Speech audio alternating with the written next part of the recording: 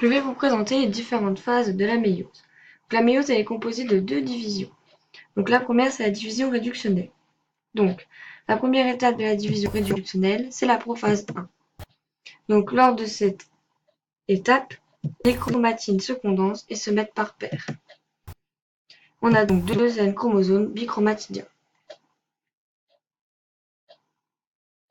Ensuite, va venir la seconde étape, la métaphase 1.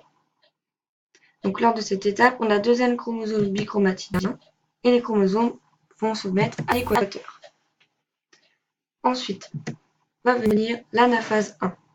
Donc, lors de cette étape, les paires de chromosomes se séparent et migrent grâce aux microtubules. Donc, les microtubules, ce sont les petits filaments roses.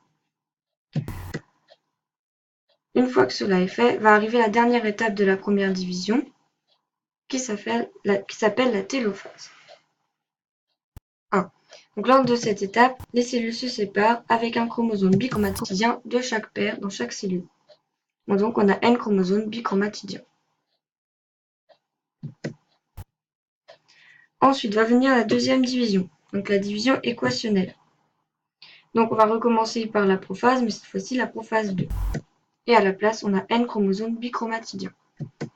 Donc lors de cette étape, les chromatines se condensent. Ensuite va venir la métaphase 2. Donc lors de cette étape, les chromosomes se mettent à l'équateur et on a toujours N chromosomes bichromatidiens. L'étape suivante est l'anaphase 2. Lors de cette étape, les chromatides se séparent et migrent grâce aux microtubules. On a cette fois-ci N chromosomes.